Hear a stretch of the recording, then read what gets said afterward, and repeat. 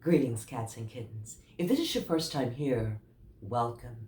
And if you are returning, welcome back to Libby's Lullabies. Today I am going to be reading Mufaro's Beautiful Daughters. It's an ancient African folktale that was originally published in 1895 and has been retold and illustrated by John Steptoe. So I want you guys to sit back or lie down. Either way, enjoy the story. A long time ago, in a certain place in Africa, a small village lay across a river and a half-day's journey from a city where a great king lived. A man named Mufaro lived in this village with his two daughters, who were called Manyara and Nyasha. Everyone agreed that Manara and Nyasha were very beautiful. Manyara was almost always in a bad temper. She teased her sister whenever their father's back was turned, and she had been heard to say, "Someday, Nyasha, I will be a queen, and you will be a servant in my household." "If that should come to pass," Nyasha responded, "I will be pleased to serve you. But why do you say such things? You are clever and strong and beautiful. Why are you so unhappy?" "Because everyone talks about how kind you are, and they praise everything you do," Manara replied.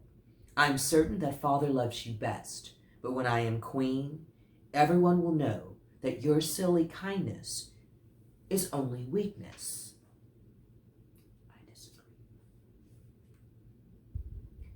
Nasha was sad that her sister felt this way, but she ignored her sister's words and went about her chores. Nyasha kept a small plot of land on which she grew millet, sunflowers, yams, and vegetables. She always sang as she worked, and some said it was her singing that made her crops more beautiful than anyone else's.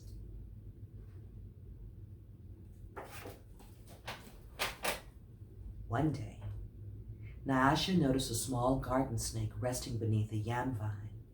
"Good day, little Nyoko," she called to him. "You are welcome here. You will keep away any creatures who might spoil my vegetables." She bent forward, gave the little snake a loving pat on the head, and then returned to her work. From that day on, Nyoka was always at Nyasha's side when she tended her garden. It was said that she sang all the more sweetly when he was there.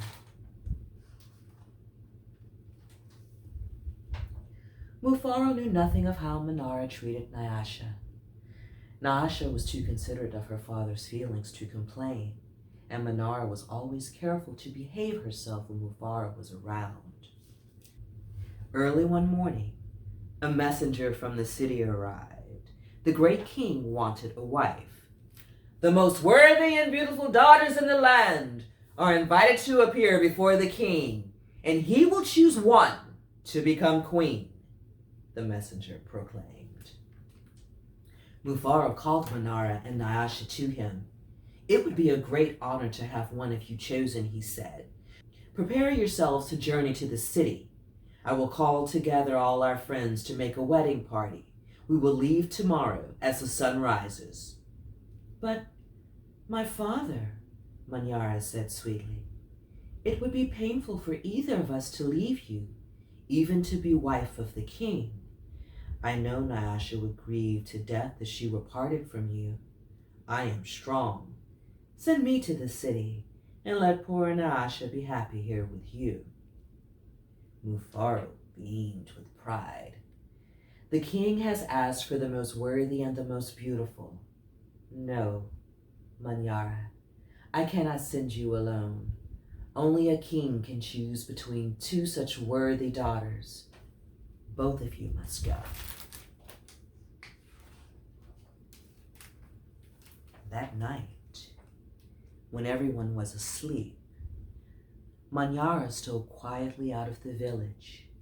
She had never been in the forest at night before, and she was frightened. But her greed to be the first to appear before the king drove her on. In her hurry, she almost stumbled over a small boy who suddenly appeared, standing in the path. "Please," said the boy, "I am hungry. Will you give me something to eat?"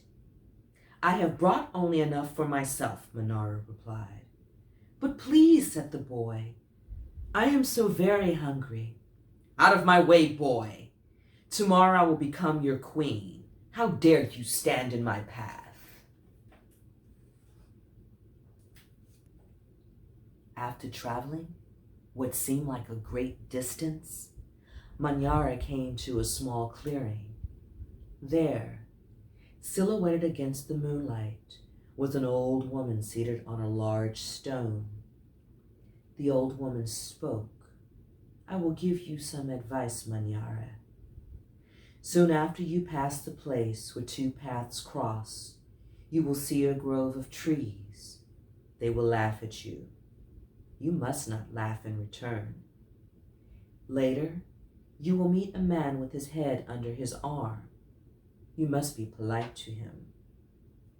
"How do you know my name? How dare you advise your future queen?" "Stand aside, you ugly old woman," Manyara scolded, and then rushed on her way without looking back. Just as the old woman had foretold, Manyara came to a grove of trees, and they indeed seemed to be laughing at her. "I must be calm," Manyara thought. "I will not be frightened." She looked up at the trees and laughed out loud. "I laugh at you, trees," she shouted, and she hurried on. It was not yet dawn when Manyara heard the sound of rushing water. The river must be up ahead, she thought. The great city is just on the other side. But there, on the rise, she saw a man with his head tucked under his arm. Manyara ran past him without speaking. "A queen acknowledges only those who please her," she said to herself. "I will be queen. I will be queen," she chanted as she hurried on toward the city. Nyasha woke at the first sight of dawn. As she put on her finest garments, she thought how her life might be changed forever beyond this day. "I'd much prefer to live here," she admitted to herself.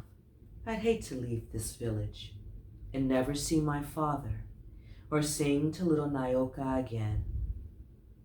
Her thoughts were interrupted by loud shouts and a commotion from the wedding party assembled outside.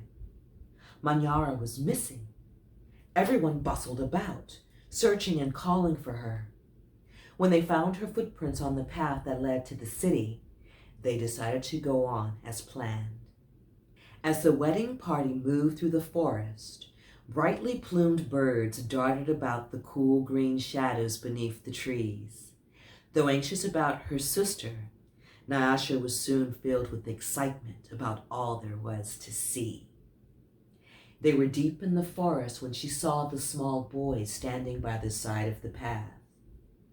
"You must be hungry," she said, and handed him a yam she had brought for her lunch. The small boy disappeared as quietly as he had come.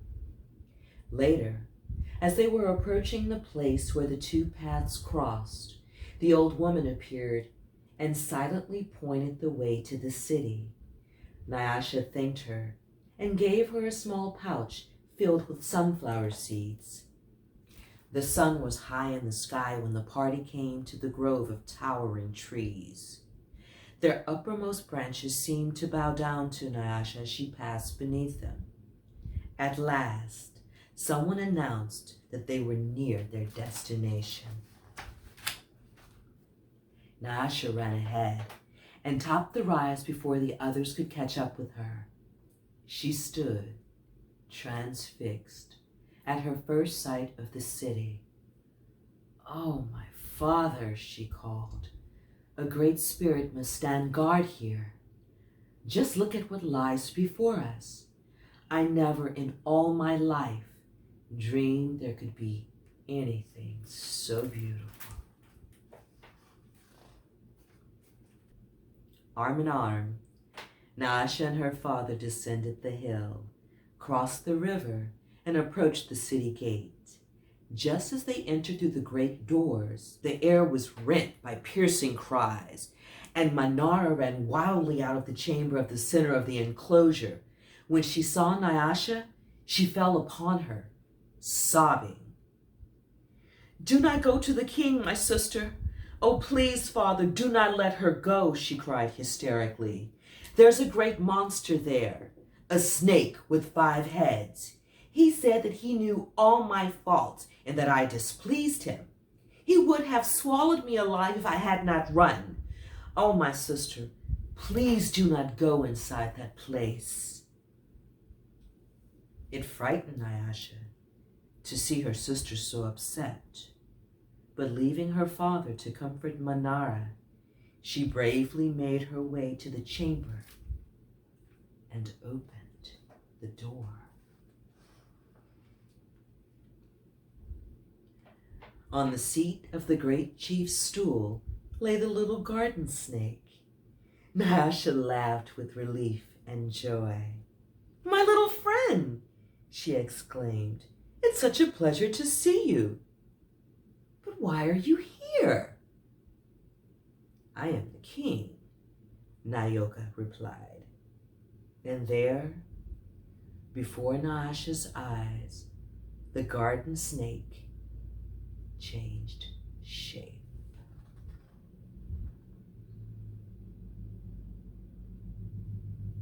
I am the king. I am also the hungry boy with whom you shared a yam in the forest, and the old woman to whom you made a gift of sunflower seeds. But you know me best as Nayoka. Because I have been all of these, I know you to be the most worthy and most beautiful daughter in the land.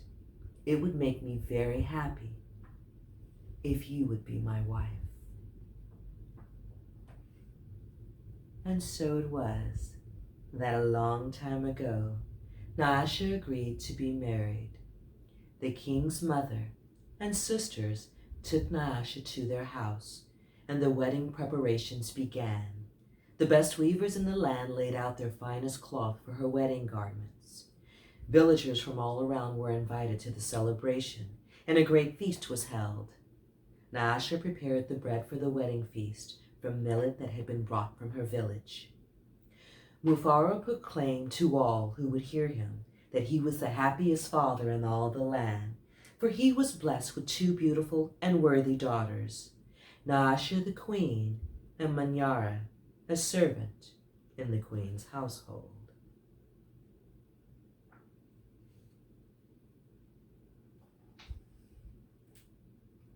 These images, these illustrations are magnificent.